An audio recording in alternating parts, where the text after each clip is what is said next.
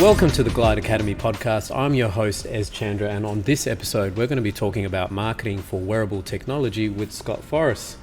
Scott, thanks so much for coming today and having a chat with us and coming on board. Great to be here. Yeah, awesome, mate. So we are on LinkedIn Live and we're on YouTube as well. So I'm going to be introducing you to the viewers. So I've got a bit of a blurb about you. So Scott Forrest is the Digital Marketing Director at Nuheara, a smart earbuds tech company based right here in Perth. Now going back to the early 90s, Scott was launching one of the first online magazines in Australia, and also the Australian newspaper online, which was Sydney Morning Herald, or as we know as smh.com.au. So Scott then went on to set up one of the first digital marketing agencies in Sydney and grew that across New Zealand and Australia before selling out to a global ad agency network. After that, you then went on to work client side in various senior marketing roles in Auckland, Fiji, Sydney, and in various leadership roles in digital marketing agencies both in Sydney and Perth. And now, obviously today, you're joining Nuheara to build their global direct-to-consumer business, and you've been in there for about over a year now. Yeah, getting on to a year and a half now. Fantastic. Okay, so Scott, are you able to just tell us a bit about Nuheara and basically how it started and what Nuheara is about? Yeah. Sure. So Nuheara was an idea created by Justin and David, our two co-founders, who were working together on another business that's sort of related. They had the idea of a truly wireless earbud, which didn't exist at the time. We now are very familiar with Apple AirPods Pro and other true wireless earbuds. It didn't exist at the time, and their idea was to put some smart hearing technology into a truly wireless hearing bud. So what do we mean by smart hearing? It's the ability to augment the hearing with the software and hardware that's inside the bud.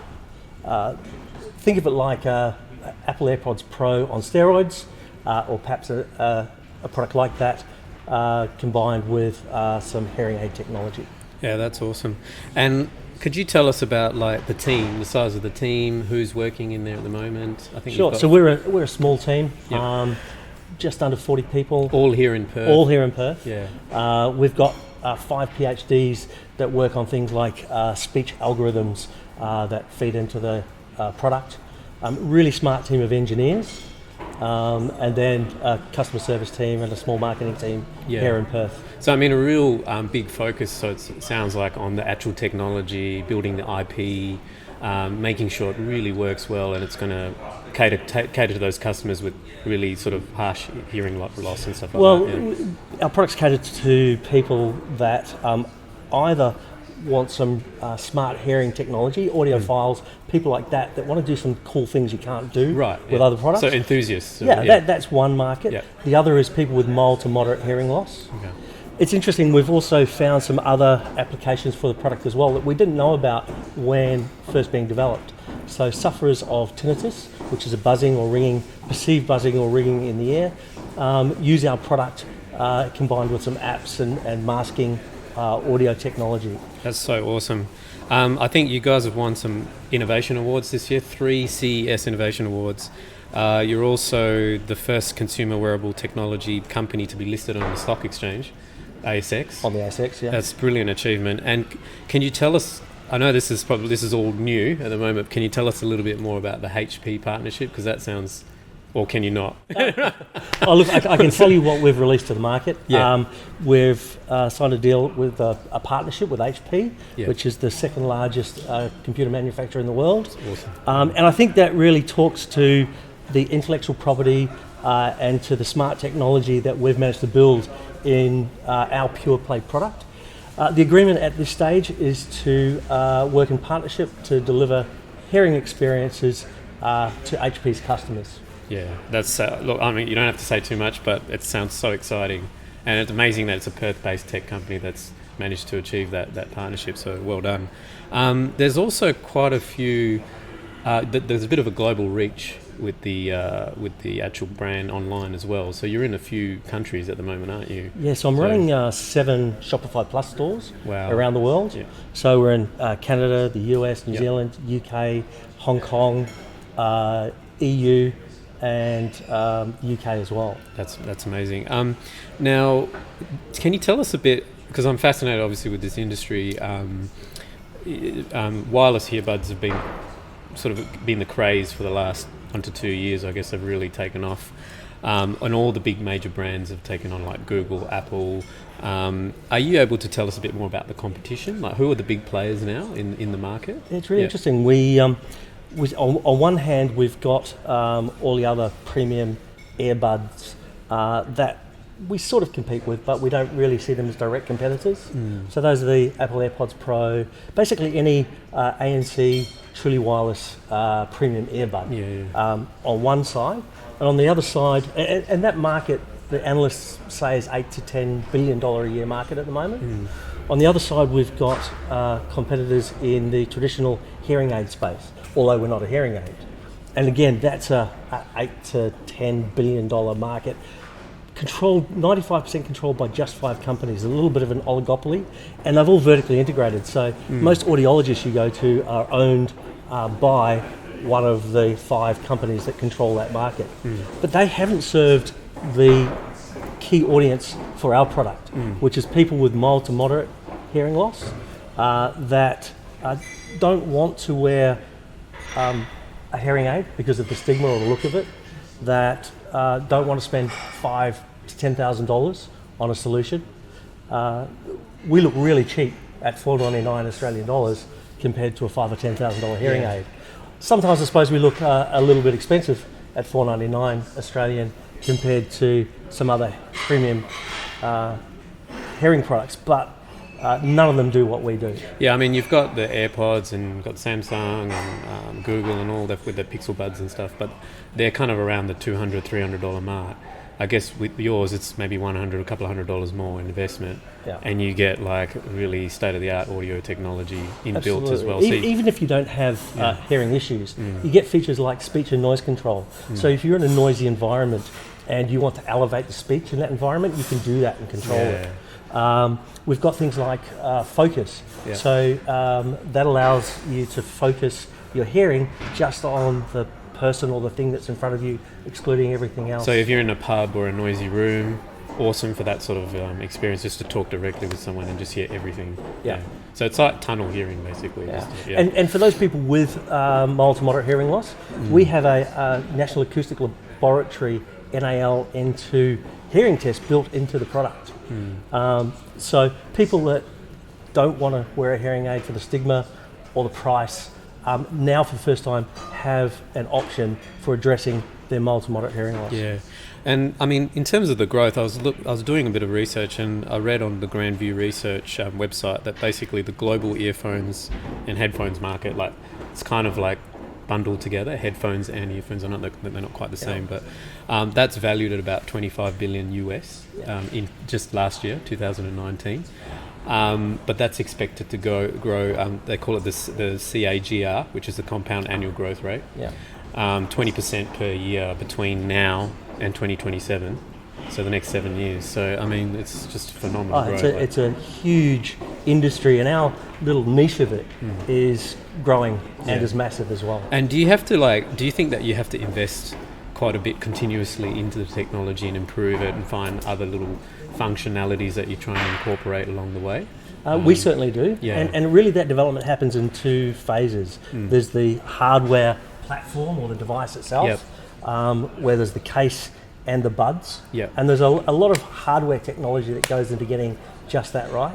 And then there's the software that sits inside the case and then inside each bud. Each one of those has got a digital signal processing chip in it, which is running some proprietary software that allows us to do all of the things that we do with it. It's amazing. Now I'm going to talk about like more around your current growth.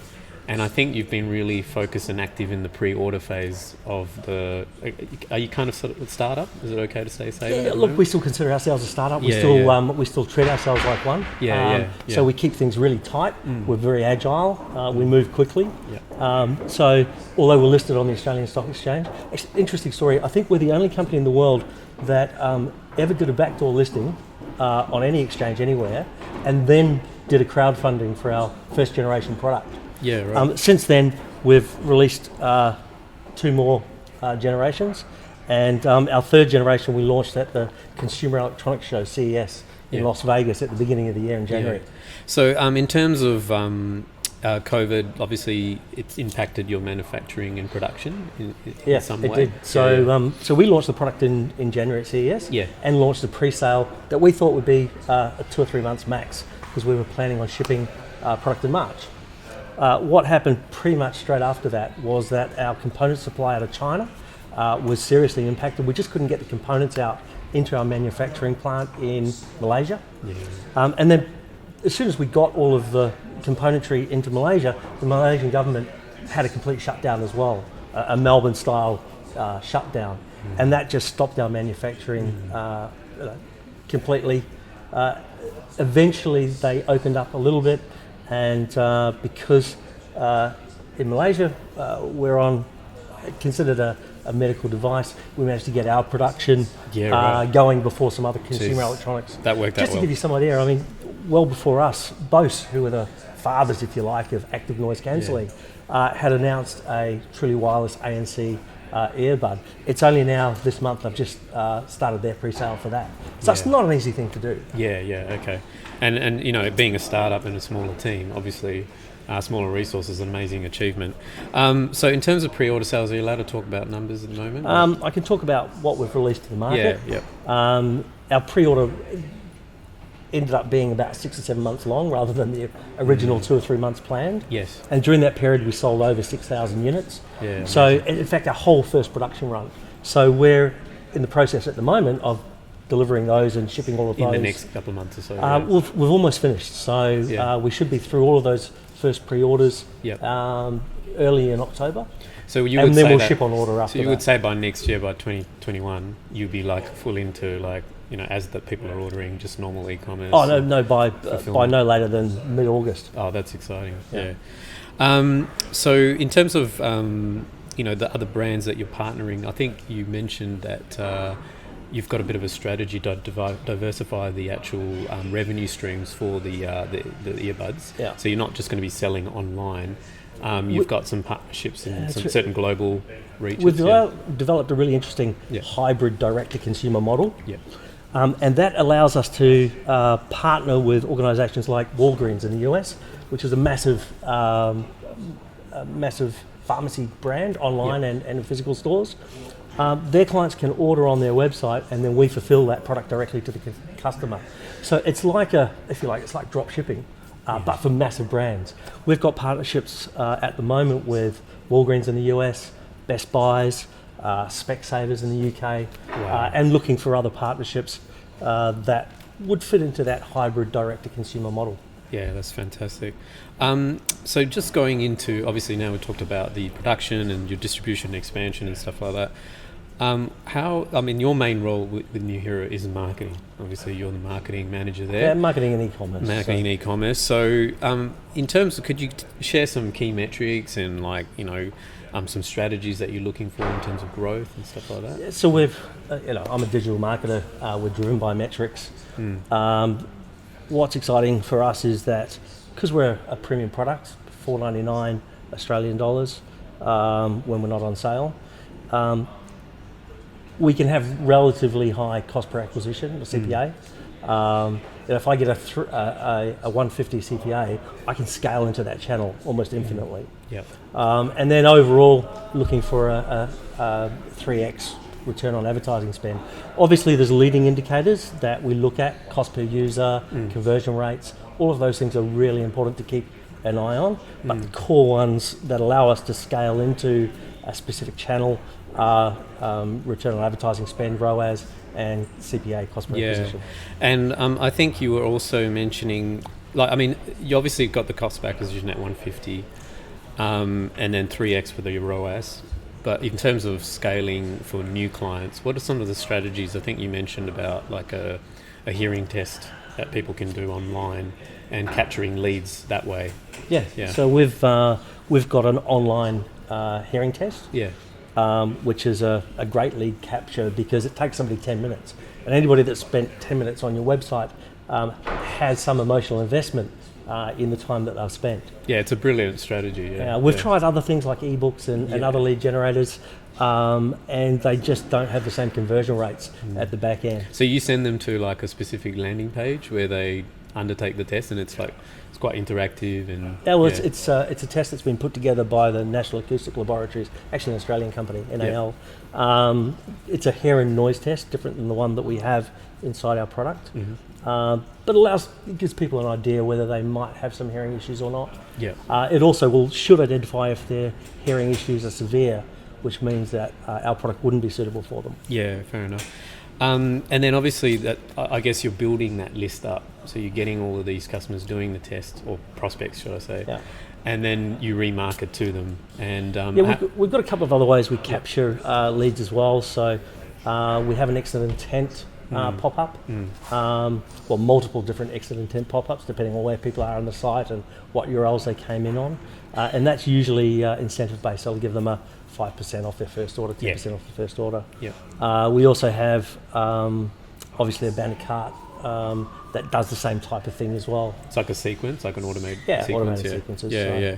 And what sort of, like when you're looking at conversion rates and you're looking at getting those leads in through the tests, what sort of numbers are you seeing at the moment when you're kind of doing that as a marketing strategy? In terms of? Oh, like the acquisition of getting a new lead. I think you've got like a cost per lead or cost. Like you've got your CPAs at $150, but your actual lead to get them to do the test. Look, I've got depends on the channel. Yeah. So of course, in Google, I'm getting hearing test completed leads at under $5. Yeah. It's a multi-part. So we capture the lead at the front with a name and email, and we're getting those leads at less than a couple of bucks. On Facebook, we've got the cost even lower, and we're in the process of building out some tests across a whole bunch of other channels as well. And then you're obviously managing how those leads then convert into actual purchases or sales. Yeah, so we're really focused on the customer journey. Yeah. We know that on average it takes about 5 interactions, whether that be interactions with some content on YouTube or the video on Facebook or a visit to the website before somebody gets to our website and is ready to purchase. Yeah, it's quite fascinating. I mean, even if you think about that statistic, 5 touch points on average, it just shows you that it's not just about clicking on an ad and then buying. You've got another 5 touch points or 4 touch points to think about. So you've got to think about like your content, you've got to think about video, you've got to think about all of these little, like your ad copy, all of that sort of stuff. And even the tests that you're doing, that's considered like a touch point. And we build everything in sort of 5 stages. Yeah. So we've got our top stage, which is our lead acquisition, or level 1. And then we've got 4 other stages that we've identified in the customer journey where there's different requirements for different content. In the 5th stage, when somebody's almost ready to purchase, the user-generated content that we have on the site from reviews is really valuable because our research has showed that the customer reviews are the greatest predictor or greatest influencer of somebody making a purchase at the final stage. But before that, there's a whole bunch of, when you're talking about a premium product or the premium price, there's a whole bunch of other content that's required to allow somebody to self-qualify, if you like. Yeah, no, I think and that's kind of like a remarketing strategy as well in e-commerce, is that you can have the main ad, which is obviously driving purchase, but then they'll go to the cart page, maybe add to cart and abandon cart. And that's when you can reinforce with some remarketing around testimonials and reviews and videos and stuff like that. So it's a really smart way to do it. You also mentioned, I think, around you do get a bit of ad fatigue, like here in Australia and certain parts of the world. In Australia, it's really easy to get a bit of ad fatigue. Harder in other markets. Australia's an interesting market. Our cost per click across every channel is way higher than any of the other 7 markets that we're in. It's probably the most challenging market from a digital marketing, CPC, Is that because of perspective. volume, you think? Like, I think it's because we've got a small population. yeah. Number one. Number two, every brand in the world is here. Yeah. And it's And then we've got yeah. limited inventory on top of that because Yeah. we've got very constrained media ownership. Right. Even in search, Google's got well over 95% of the search market share. In every other market around the world, it's likely to be 60, 70%. So we just don't have the population, the inventory, and we've got high competition from every other brand globally is here in Australia. Yeah, I mean, it does depend on obviously the brand and what you're doing and the product and all that sort of stuff. But yeah, ad fatigue does exist. Generally, we find when we get ad fatigue, it's got to do with like the campaign's too highly targeted, and the budget, the daily budget is also a bit unlimited. So that kind of creates it, and then obviously not creating enough ad sets as well in the campaign and changing the creatives out. That sometimes creates a bit of ad fatigue. I've actually got a test that we've run, which performs very well, which is we call it BANK, broad area, no targeting. So basically, where we don't target and use the creative Exactly. to allow To do the pulling to for do the you. pulling for you. Yeah, that's right. And that often works a lot better than trying to, especially in Facebook, you can add in thousands of interests and finally geo-target.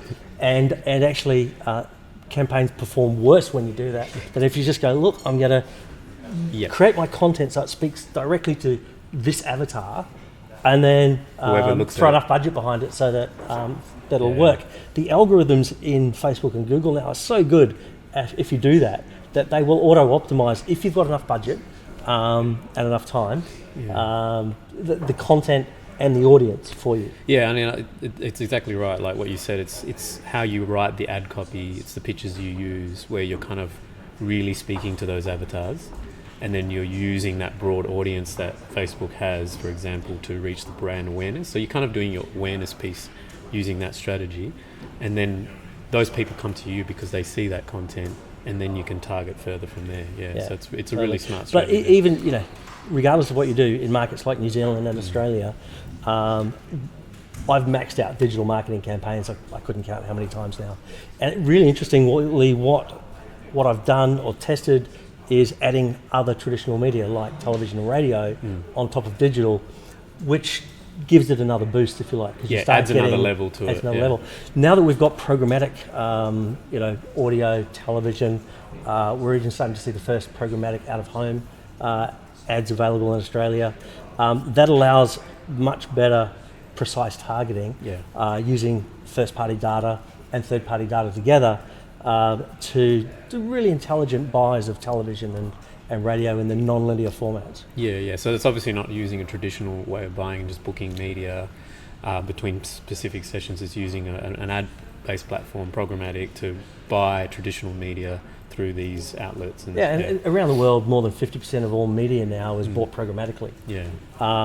So it used to be that you just couldn't get spots where you wanted them unless you bought traditional media buys, but you can pretty much do what you want in terms of both brand and direct to consumer marketing buying programmatically now. Yeah. So that goes on to our next section, which is around, like, obviously with the digital marketing, it hits to a certain point, but then brand allows you to really scale a lot further. And that's what we find, you can create all the click funnels you want and the landing pages and sending the traffic. But ultimately, if you have an awesome brand, you can really scale, right?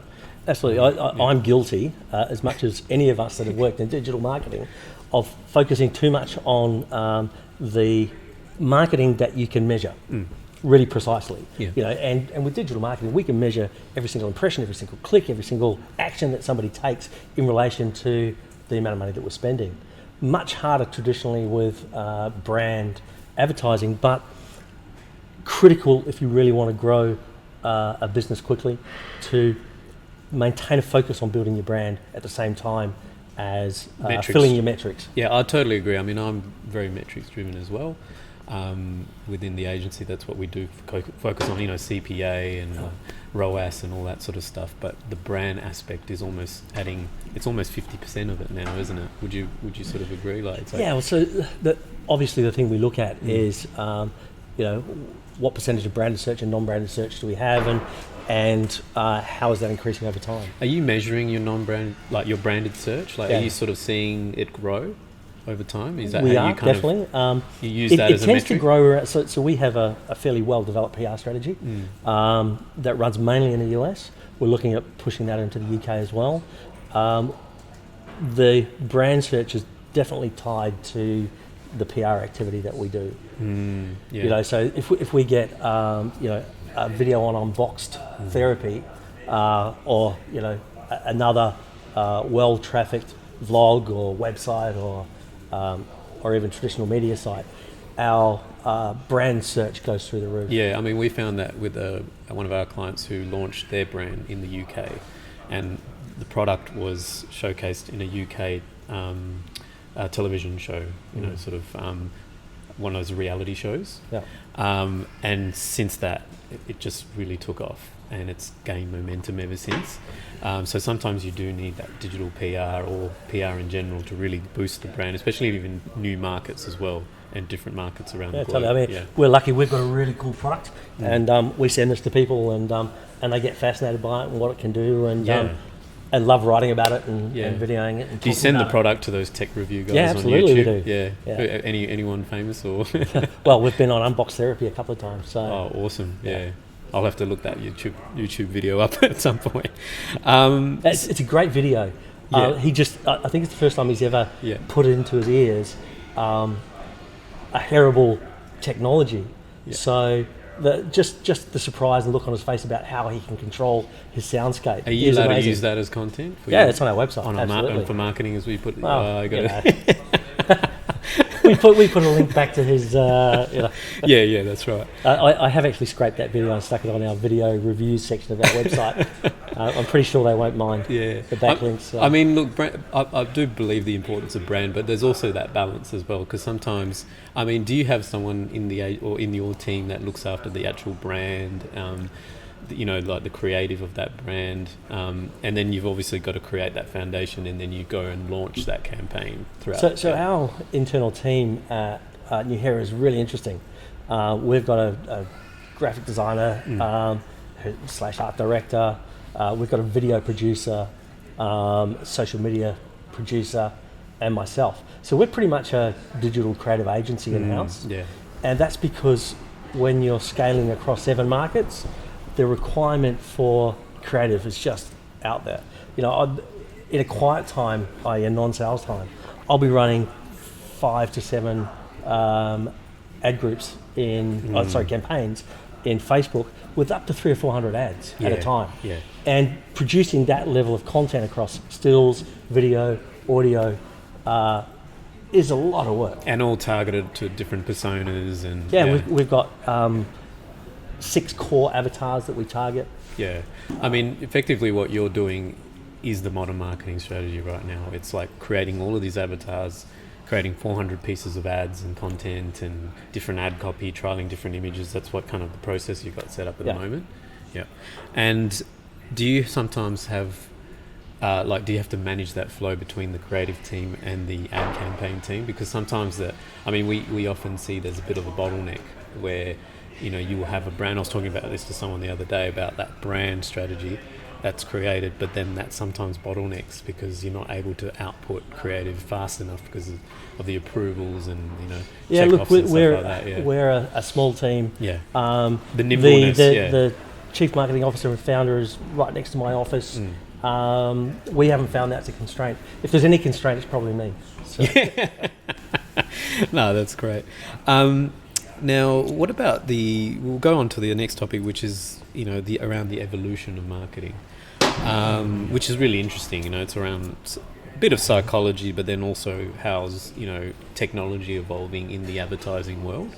I think, especially around machine learning and AI and that sort of stuff. Where do you sort of see, where the world is moving towards? So I look back to when I first found out what the internet was. I was sales and marketing manager for one of Reed Business Publishing's groups. So I had titles like Broadcast Engineering News, Laboratory News, Medical Imaging and Monitoring, stuff like that. We were sponsoring a conference down the lawn, which is where everybody that was working on the Human Genome Project at the time was gathering to present their papers and whatever else.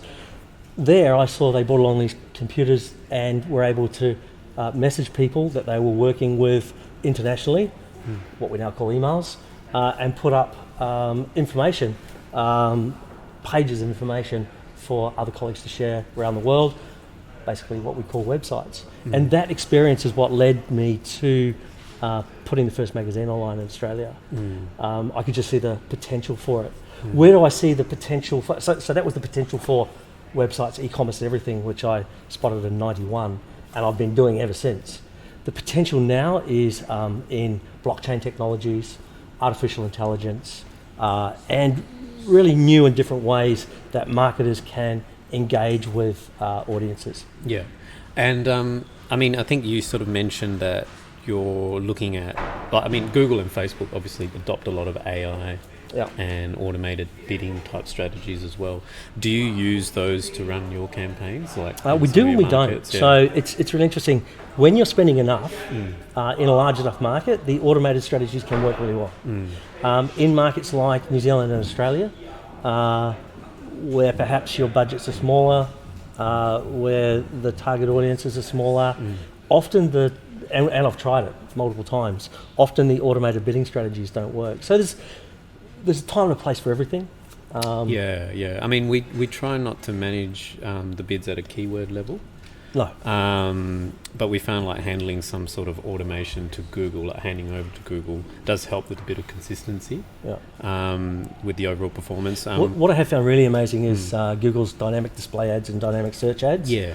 When you're using, and sorry if I'm getting too technical. No, this is good. We love the technical. Okay, so especially Google search ads, when you use a retargeting audience and dynamic search ads, that can be a really powerful combination. I really hate the look of the Google dynamic display ads, as do most stakeholders. Yeah. But I put them up on an A/B test with our really nicely produced, beautiful looking display ads, and they outperform them. Yeah, they do. It's frustrating as hell. It's a bit like RDAs as well, the responsive display ads. Yeah. They're not beautiful, they're just text and image. Yeah. But because they can optimize to different sizes on all sorts of different websites and platforms and mobile and all that sort of stuff, like you're just getting so much more reach. Yeah, look, I have no problem producing 20 sets of display banners in every size possible.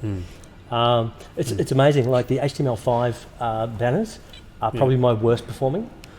In the middle sits the static display. Yep. And the dynamic display is outperforming everything. So what sort of click-through rates are you getting with some of these campaigns that you're sort of seeing at the moment? It really, it's all over. It depends on the campaign, the audience, the incentive. So, yeah, I think with the US and some of the other countries, they've got much bigger budgets that you can play with, and search volumes, and the inventory and all that sort of stuff. So you probably can collect a lot more. The AI can collect a lot more data in real time, right? And faster. And faster as well. Yeah. I mean, we've found that even choice of images. Sometimes you just, because there are certain technologies where they just pulls all the images from the website and stuff like that, where you can't really have control over. So in some instance, you do want to upload those images and you want to write and tailor the ad copy, but it's kind of leaving it up to the data to work out what's going to be the best photo, what's going to be the best ad copy to use, and not being too emotionally attached to it sometimes. Totally, and you can overthink it. I've got one image that's working in Facebook promoting the hearing test online that we all hate. It's a black and white image. The content of the image is something that we would never put on our website, and I think somebody grabbed it one day. They were looking for another variant to test, and it outperforms everything. Yeah. And then we've gone and said, okay, well, we all hate it, but what if we copied that? So we've made another 3 black and white similar type of content. They all outperform all the other stuff that we love as well. So when you copied it, did you kind of make it a little bit, we made it pretty line much with exactly the same as some slight variances. And I guess this is the compromise, isn't it? And I think that's the modern way of approaching brand and marketing together, is the creative and the math. Yeah. I think traditionally you will create the brand, you'll create the foundations of the brand, you have the style guide, but then you kind of have to stick and adhere to it, especially if you're going to a multi-channel strategy approach. So I kind of get that. But I think when it comes to e-commerce and digital and testing different campaigns and personas and avatars, you really have to like allow the brand to evolve and like diversify and grow. Yeah. So it's kind of like you build the brand to a certain point, you create the foundation, but then you allow it to evolve as part of the second phase of the strategy. Do you know what I mean? Oh, based on the data and the feedback that you're getting. And you know, the brand is much more than just what we do in marketing. It's every experience that somebody has with the company or the product. You know, the snap of that case, you know, is part of the brand experience. It is, yeah. It definitely is. And do you think Apple AirPods created that, or? Well, look, we released our first generation product before Apple AirPods was even invented. Yeah, right. So we were the first to market with a truly wireless. Did you have the bud. snap? No, well, no. This is our second generation product. It's I love okay. I like the light thing. That's Yeah, cool. they're lighting indicators for the battery state for each air. But we improve each product. You know, this one was less perfect than this one, because this one the buds won't fall out no matter what you do with it, which is pretty cool. Which is often a real issue with some of these things. Look, it's amazing. That's the end of the show. So great to have you on the show, and I'm really excited about the technology and seeing where you guys are going to be in 1 to 2 years' time. I think there's some phenomenal growth ahead. Can I just leave with one message? Yes. Hearing loss, mild to moderate hearing loss, is probably the biggest undiagnosed pandemic that we have on the globe. Most people don't even look at addressing their hearing issues until they're in their 60s or 70s. So I just want to ask everybody to go to our website, newhera.com, and look for the hearing test. You'll find it if you start reading our blogs or articles, and just do a hearing test for yourself. Yeah, so that's a call to action today. And Scott, if people want to find you, where do they go? How do they get to you? Newhera.com. Yeah, no. Our SEO practice is pretty well evolved, so we're ranking for all of our brand terms and a whole bunch of our competitors as well. Yeah, awesome. Well, Scott, hopefully we can get you on the show again. We'll see you guys in time ahead. But thanks everyone for your time and for coming and having a listen to Scott today. Please hit subscribe to the YouTube channel, and we look forward to the next episode. So thank you. Cheers.